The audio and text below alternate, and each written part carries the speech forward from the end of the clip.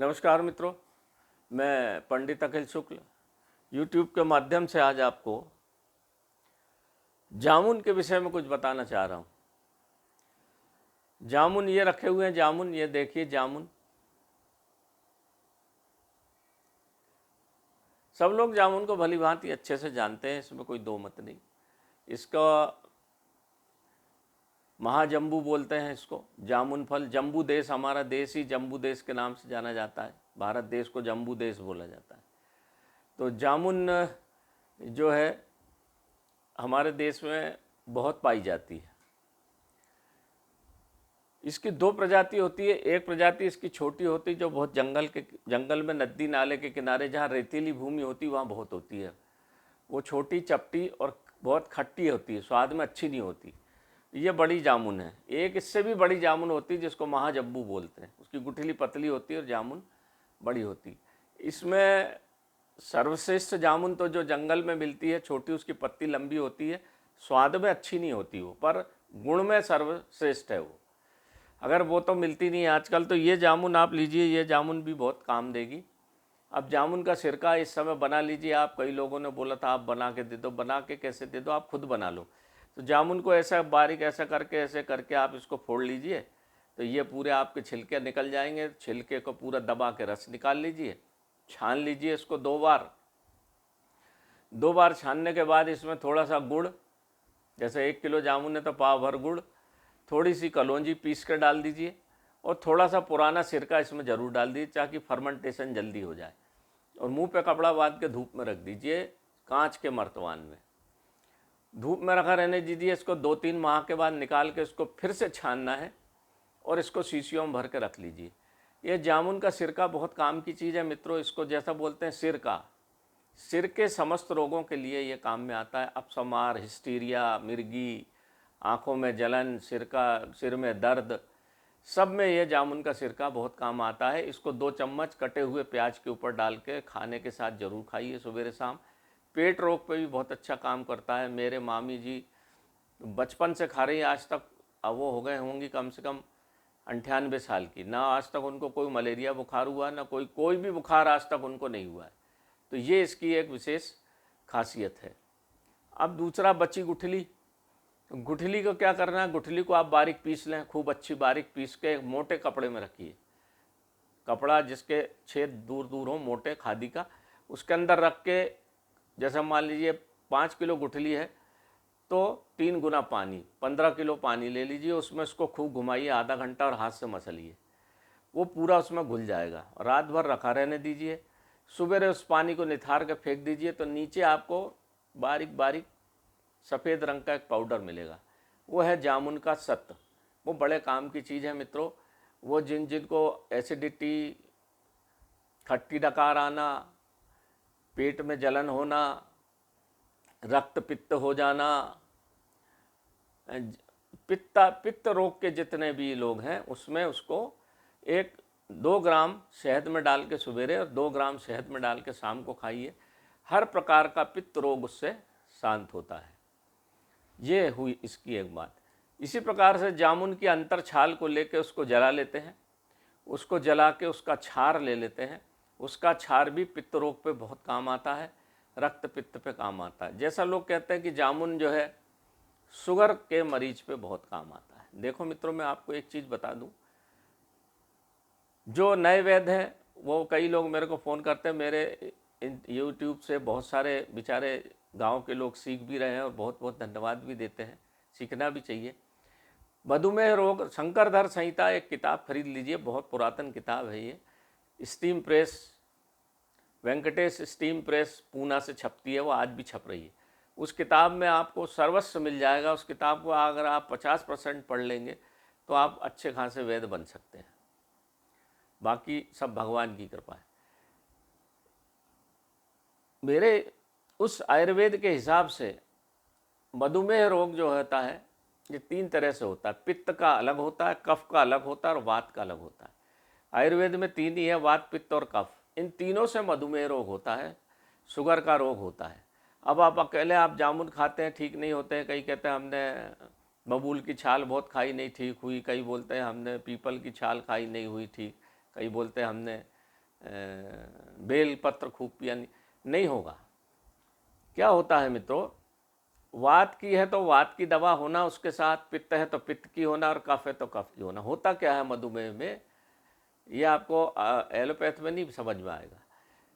पित्त अगर आपका है तो पित्त खून में मिल जाएगा, आपका आरबीसी में मिल जाएगा। लाल ब्लड कार्पल्स जो होती है, लाल आरबीसी, रेड ब्लड कार्पल्स या लाल रक्त कणिकाएं, उसके ऊपर वो कफ चढ़ जाएगा। आपका पेंक्रियाज भी अच्छा काम कर रहा है, फिर भी शुगर कम नहीं हो रही। क्यों होगी? क्योंकि वो जो कफ चिपका हुआ है, उसके कारण जो इंसुलिन बन रहा है वो आपके रक्त कणिकाएं पकड़ नहीं रही हैं उसको, इसके कारण नहीं हो रहा है। पित्त में आपका पित्त बढ़ा हुआ है, एसिड बढ़ा हुआ है, इसके कारण रक्त में पित्त आ गया है। इंसुलिन तो बन रहा है, पर पित्त अधिक होने के कारण, एसिड अलग होने के कारण, ज़्यादा होने के कारण, अधिक होने के कारण वो इंसुलिन काम ही नहीं कर रहा है। पेंक्रियाज की जांच करा रहे हैं, सब कुछ ठीक आ रहा है, फिर भी शुगर कम नहीं हो रही। ऐसे ही मुख्य चीज़ तो दो ही हैं, ये कफ और पित्त, और वात तो उसका बीच का कारण है। तो मित्रों, जब भी कोई मधुमेह की दवाई आयुर्वेदाचार दे, जैसे हम बनाते हैं, तो हम करीब 21 औषधि इसलिए मिलाते हैं उसमें, ताकि पित्त भी ठीक हो, वात भी ठीक हो और कफ भी ठीक हो, तब मधुमेह अपने आप ठीक होगा। ऐसे ठीक नहीं होने वाला है, और उसमें लगता है समय। 4 माह भी लग सकते हैं, 5 माह भी लग सकते हैं। साथ ही साथ आपका जो किडनी, लंग्स, लीवर को जो नुकसान हुआ है, उसको भी ठीक करना है। इसलिए जो हमारा मधुमेह का चूर्ण है, वो करीब 21-22 औषधि मिला के बनाया जाता है। अब आप जब भी बनाएं तो उसके साथ गुठली का चूर्ण आधा भाग मैं बता देता हूँ, थोड़ा सा आप बना लें, बाकी 21 औषधि आप कहाँ से ला पाओगे, तो आप बना लीजिए। ये भी थोड़ा काम करती है, 40-30%। आपको क्या करना है कि इसकी गुठली लेना है, सूखी हुई गुठली का पाउडर, और उतनी भाग मात्रा में सौंठ सूखी हुई, इन दोनों को बराबर मिला लीजिए।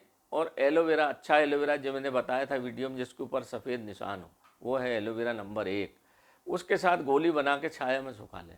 2 गोली सवेरे और 2 गोली शाम को खाएंगे तो जो आपके यूरिन में शुगर आ रही है बंद हो जाएगी, और शुगर की मात्रा भी धीरे धीरे कम हो जाएगी। होता क्या है, एलोपैथ की आदत पड़ गई हमारी, 1 गोली खाई, 200 से 250 से शुगर 100 पे आ गई।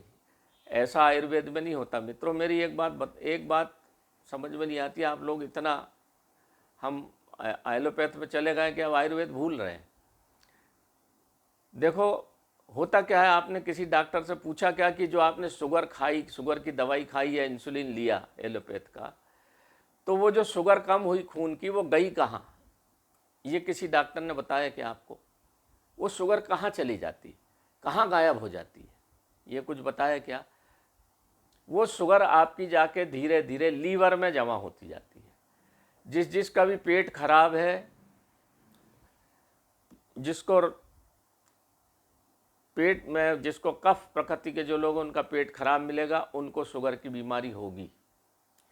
और जो आपने ये जो एलोपैथ से शुगर कम की है, ये जाके कहाँ उनको सबको फैटी लीवर आएगा, लीवर में जाके वो जमा हो गई, वो स्टोरेज है लीवर। धीरे धीरे उनकी भूख लगना कम होती। क्या कारण है कि एलोपैथिक की दवाई आप खाते और कमजोरी आती जाती, गोली बढ़ती चली जाती है, शुगर बढ़ती चली जाती है, और लीवर धीरे धीरे खराब होने लग जाता है। तो बड़ी ये मुख्य कारण है। आप जो भी चीज़ खाओगे लीवर में जाकर डिपॉजिट हो जाएगी। शुगर आप पूछिए उससे, जाती कहाँ है शुगर? पूरी शुगर लीवर में जमा हो जाती जाके, और लीवर खराब होना शुरू हो जाता है। फिर आपको भूख नहीं लगेगी, शरीर कमज़ोर होने लगेगा, चिड़चिड़ापन रहेगा। ये देख लीजिए आप, जितने शुगर के, मधुमेह के रोगी हैं, होता है कि नहीं होता है। आयुर्वेदिक दवाई क्या करती है? इस तरह का काम नहीं करती। आयुर्वेदिक दवाई धीरे धीरे धीरे धीरे आपके रक्त को छानती है, रक्त को शुद्ध करती है, किडनी को सही करती है, लीवर को सही करती है, फिर आपकी धीरे धीरे शुगर कम होने लगती है, और आपके पेंक्रियास को एक्टिव करती है। ये एक चीज़ हुई। दूसरी बात, आप बनाना हो तो गुठली का चूर्ण ले लीजिए, उतनी ही मात्रा में शुद्ध शिलाजीत और 10% भुनी हुई फिटकरी, इसको मिला लीजिए। इसको मिलाने के बाद इसमें बील पत्र की जड़ का बारीक पाउडर गीली लीजिए, उसका रस, और उसकी पत्ती के रस में इसको गोली बनाना है। ये उत्तेजक भी है, ये पेंक्रियास को उत्तेजना भी देता है। इस प्रकार से गोली बना लीजिए।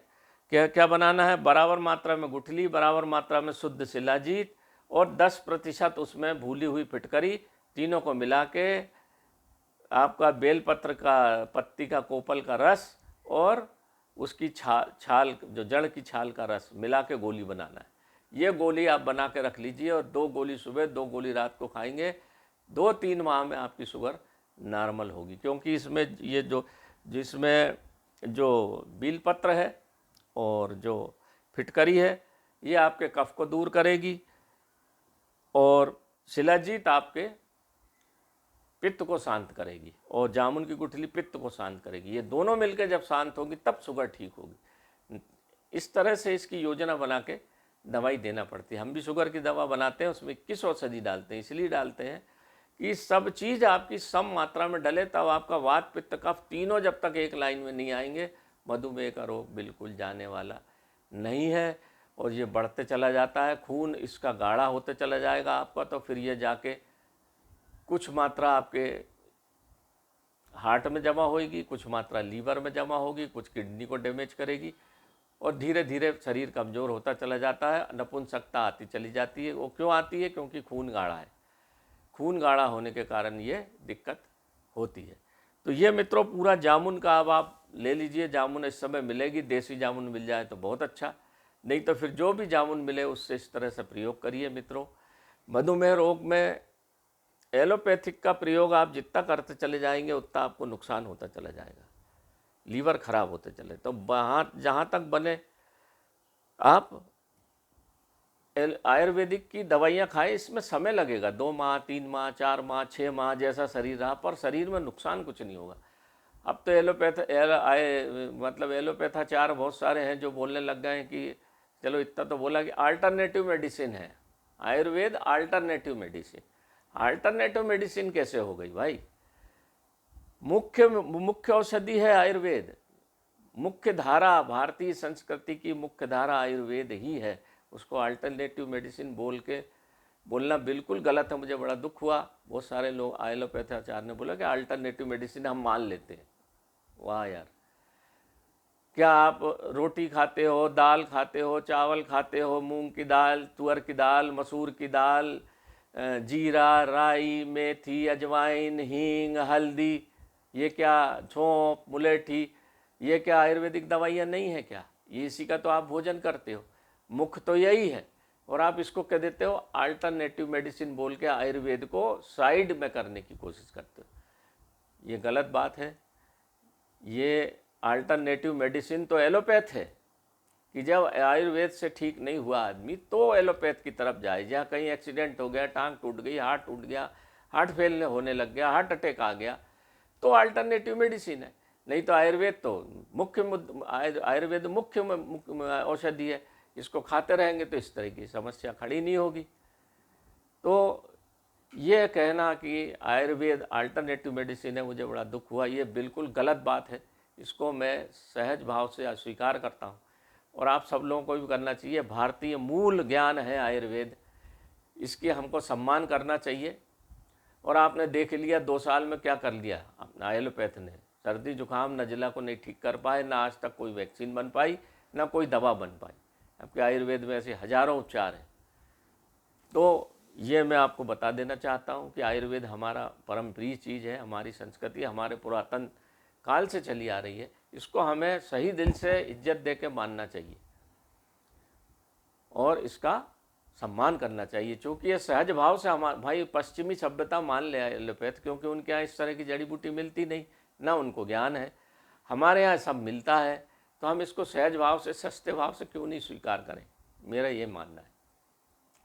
तो नमस्कार मित्रों, मैं पंडित अखिल शुक्ल, जय महाकाल आयुर्वेद। मेरा मोबाइल नंबर है 9165823800। हमारी जो 21 वनौषधि की हम दवा बनाते हैं, शुगर की, मधुमेह की, चाहिए हो तो यही मेरा मोबाइल नंबर है। बिल्कुल फ़ायदा करती है। मैंने जिसको दिए सबको फ़ायदा हुई है। समय लगता है, किसी को 3 माह 4 माह 5 माह 6 माह परहेज के साथ रहने से बिल्कुल फ़ायदा होता है। और लीवर, लंग्स, किडनी, हार्ट सब ठीक होता है, खून पतला होता है, नपुंसकता भी उस चूर्ण से दूर होती है।